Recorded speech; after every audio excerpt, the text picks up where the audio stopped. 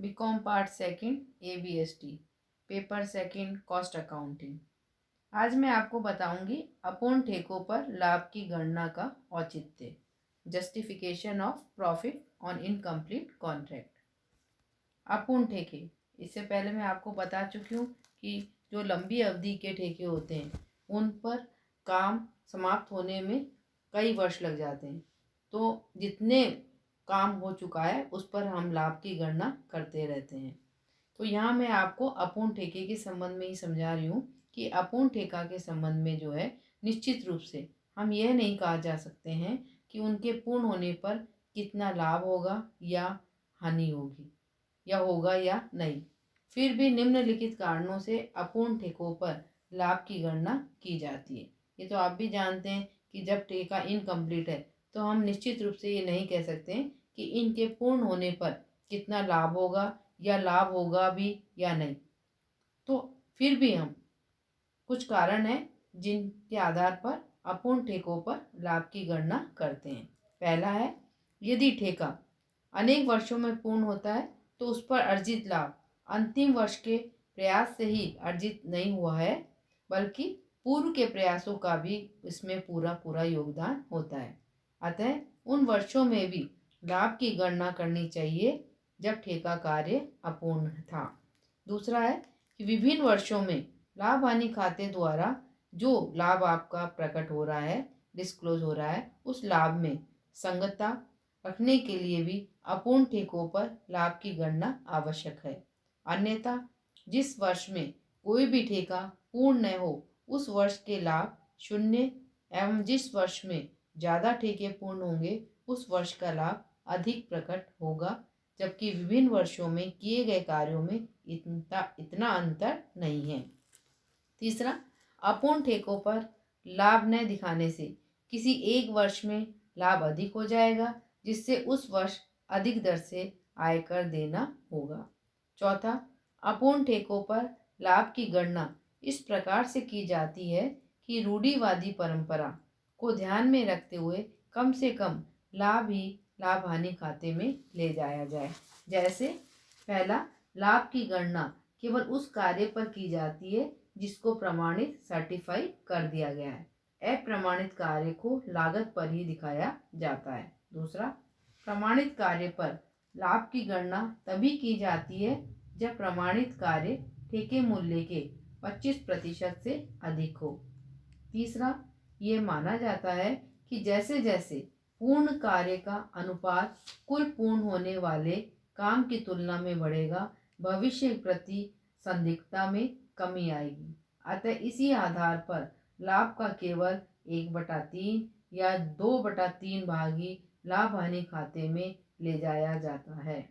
चौथा, 1/3 या 2/3 लाभ को ही उस अनुपात में कम कर दिया जाता है जो उस प्राप्त राशि व प्रमाणित कार्य के मध्य है। अतः अपूर्ण ठेकों पर नियमानुसार लाभ की गणना करने का ये सुदृढ़ आधार है कि इस बेसिस पर ही हम इनकम्प्लीट जो कॉन्ट्रैक्ट है उसमें लाभ की गणना नियम के आधार पर करते हैं। आगे हम देखते हैं कि चालू कार्य का चिट्ठे में निरूपण, showing work in progress in balance sheet. अब हमारे सामने प्रश्न आता है कि हम वर्क इन प्रोग्रेस को जो स्थिति विवरण है, बैलेंस शीट है, उसमें किस तरह से दिखाएं। तो देखिए आप, चालू कार्य का मूल्यांकन, valuation of work in progress. जब ठेका कार्य का कुछ भाग पूरा कर लिया जाता है परंतु कार्य पूर्ण रूप से संपन्न नहीं होता है तो इस कार्य को चालू कार्य कहते हैं। कि ठेके का केवल कुछ भाग ही पूरा किया गया है परंतु कार्य जो है पूर्ण रूप से संपन्न नहीं हुआ है तो इस कार्य को हम कहेंगे वर्क इन प्रोग्रेस। चालू कार्य का मूल्यांकन प्रमाणित कार्य के मूल्य एवं अप्रमाणित कार्य की लागत के योग में से संचय में रखा गया लाभ का अंश घटाकर ज्ञात किया जाता है। इस आधार पर चालू कार्य का मूल्यांकन हम निम्न प्रकार से करेंगे। तो देखिए कैसे करना है आपको। वैल्यू ऑफ वर्क सर्टिफाइड, फिर इसमें आप ऐड कर दीजिए कॉस्ट ऑफ वर्क अनसर्टिफाइड, और इन दोनों का जो टोटल आएगा उसमें से आपको लेस करना है प्रॉफिट कैप्ड इन रिजर्व। तो जो आएगा वो आपको दिखाना है कि amount of work in progress ये आपका है। अब इस जो बैलेंस आया है इसको आप नेक्स्ट ईयर कैरी फॉरवर्ड करेंगे। तो इस तरह से आप इसे, क्योंकि ये इसे आपको दिखा एसेट साइड में दिखाना होगा। अब हम ये देखते हैं कि इसके लिए वर्क इन प्रोग्रेस का हमें एक खाता भी खोला जाता है, जिसे हम वर्क इन प्रोग्रेस अकाउंट के नाम से जानते हैं। वर्क इन प्रोग्रेस अकाउंट जब आप खोलेंगे तो इसे किस तरह से बनाएंगे, दो साइड बना लीजिए, डेबिट और क्रेडिट। डेबिट साइड में आपको दिखाना होगा टू कॉन्ट्रैक्ट अकाउंट, जिसमें आप वर्क सर्टिफाइड जो है उसका अमाउंट दिखाएंगे। इसी तरह वर्क अनसर्टिफाइड का दिखाएंगे। क्रेडिट साइड में आप दिखाएंगे by contract account, balance of profit kept in reserve का जो भी है वो दिखाइए। फिर आप जो बैलेंस आ जाएगा डेबिट और क्रेडिट में से लेस कर दीजिए, जो बैलेंस आएगा उसे आप दिखा दीजिए। इस बैलेंस को आपको कैरी फॉरवर्ड करना है टू बैलेंस बीडी के नाम से, क्योंकि कॉन्ट्रैक्ट कई वर्षों तक चलने वाले हैं, कई वर्षों में पूरा होएगा। तो आपको इसको बैलेंस, एक साल का आपने कॉन्ट्रैक्ट अकाउंट बना लिया, इसका जो बैलेंस होगा चालू कार्य का वो आप नेक्स्ट ईयर फॉरवर्ड करके दिखाएंगे। अब हमें इसे चिट्ठी में जो दिखाना है, चिट्ठी में दिखाने के लिए हम इसे क्या करते हैं, क्योंकि ये चालू कार्य जो है ये संपत्ति पक्ष पर दिखाया जाएगा, क्योंकि चालू कार्य खाते का सदैव डेबिट शेष होता है, इसलिए हम इसे संपत्ति पक्ष पर दिखाएंगे। तो बैलेंस शीट में आप एसेट साइड में दिखाएंगे। कैसे दिखाना है आपको, देखिए वर्क सर्टिफाइड जो भी है अमाउंट वो दिखा दीजिए। इसी तरह वर्क अनसर्टिफाइड इसमें दिखाइए, ऐड कर दीजिए और लेस कीजिए रिजर्व का अमाउंट। लेस करने के बाद में जो आएगा उसमें से आपको लेस करना है कैश रिसीव फ्रॉम कॉन्ट्रैक्टी, यानी ठेकेदार से जो अमाउंट आपको मिलता है, कैश मिलता है, वो अमाउंट इसमें से लेस करके आप एसेट साइड में दिखा देंगे। इसी तरह आपने देखा होगा एक material at side, material at side का जो बैलेंस है उसे भी आप एसेट साइड में दिखाएंगे। इसी तरह प्लांट एट साइड का जो बैलेंस है उसे भी आपको एसेट साइड में दिखाना है। तो इस प्रकार से ये बैलेंस आपको जो है बैलेंस शीट में दिखाने चाहिए। अब हमारा आता है कि यदि ठेका खाता हानि दिखाता है, जरूरी नहीं है कि हमेशा लाभ ही बताए, कभी वो हानि भी प्रकट कर सकता है, तो प्रमाणित कार्य के मूल्य तथा अप्रमाणित कार्य की लागत का योग ही चिट्ठे में चालू कार्य के मूल्य के रूप में दिखाया जाता है। यदि ठेकादाता से अग्रिम प्रावधान चालू कार्य की राशि से अधिक होता है तो यह उचित होगा कि चालू कार्य की राशि संपत्ति पक्ष में दिखाई जाए और ठेकेदाता से जो अग्रिम प्रावधान है उसके नाम से दायित्व पक्ष में दिखाना चाहिए। जनरली हम सामान्य स्थिति में ठेकेदाता से जो प्राप्त राशि है उसको दायित्व की तरफ हम नहीं दिखाते हैं, बल्कि चालू कार्य में से घटा देते हैं, क्योंकि यह एक ऐसा दायित्व नहीं है जिसका भविष्य में भुगतान करना होगा। ठेका खाते से लाभ हानि खाते को स्थानांतरित लाभ के अंश को दायित्व पक्ष में और यदि हानि है तो संपत्ति पक्ष में दिखाया जाना चाहिए। अब मैं आपको एक प्रैक्टिकल प्रॉब्लम के द्वारा बता रही हूँ एक क्वेश्चन। तो देखिए ये क्वेश्चन दिया गया है कि 1 जुलाई 2016 को मार्टिन कंस्ट्रक्शन कंपनी लिमिटेड ने एक होटल का निर्माण कार्य प्रारंभ किया। इसका ठेका मूल्य 4,80,000 रुपये था।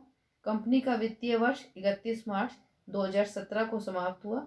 इस दिन तक ठेके की स्थिति में निम्न प्रकार से थी।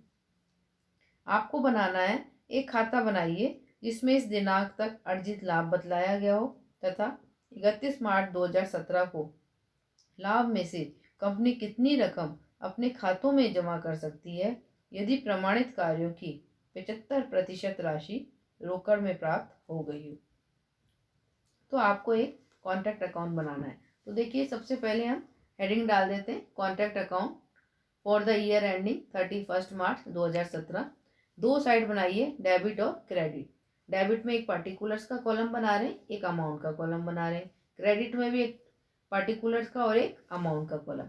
अब जो खर्चे आपको दिए गए, आपको मैं पहले इसको डिटेल में समझा चुकी हूँ, तो वैसे वैसे आप दिखाते चलिए। सबसे पहले आप देख रहे हैं मटेरियल 1,20,000, तो टू मटेरियल कर दीजिए 1,20,000।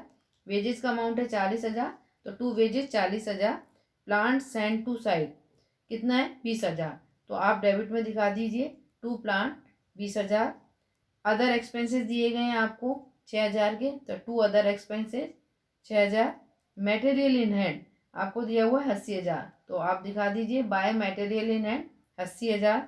प्लांट ऑन साइट 16,000, तो क्रेडिट में दिखाएंगे आप, क्योंकि ये बैलेंस है। जो आपका इशू हुआ था वो प्लांट हमने डेबिट में दिखा दिया। 2017 को प्लांट की कितनी वैल्यू रह गई है, वो 16,000 है, तो क्रेडिट में दिखाइए आप, बाय प्लांट एट साइट 16,000। फिर आपको देखिए यहाँ दिया हुआ है कि मैंने आपको बताया था, आपको देखना होगा कि प्रमाणित कार्य कितना है, 1,00,000, जबकि ठेके का मूल्य कितना है, 4,80,000।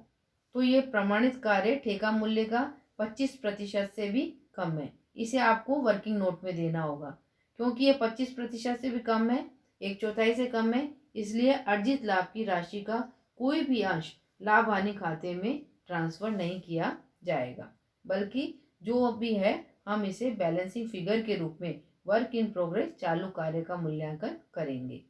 तो यहाँ आप देख रहे हैं कि वैसे हमारा चालू कार्य कितना है, प्रमाणित कार्य और अप्रमाणित कार्य मिलके आ रहा है 1,08,000, जबकि हम क्वेश्चन में इसे, क्योंकि हम बैलेंसिंग फिगर के रूप में दिखा रहे हैं, डेबिट का बैलेंस और क्रेडिट का बैलेंस करेंगे, और जो अंतर आएगा उसे हम वर्क इन प्रोग्रेस के रूप में दिखा रहे हैं, तो बैलेंसिंग फिगर में आ रहा हमारा 90,000। तो हम चालू कार्य को यहाँ 90,000 ही दिखाएंगे। क्यों दिखाएंगे, आपको ये समझ में आ रहा होगा, क्योंकि प्रमाणित कार्य ठेका मूल्य का 25% से भी कम है, इसलिए हम इसे केवल वर्क इन प्रोग्रेस का मूल्यांकन बैलेंसिंग फिगर के रूप में कर रहे हैं। Thank you.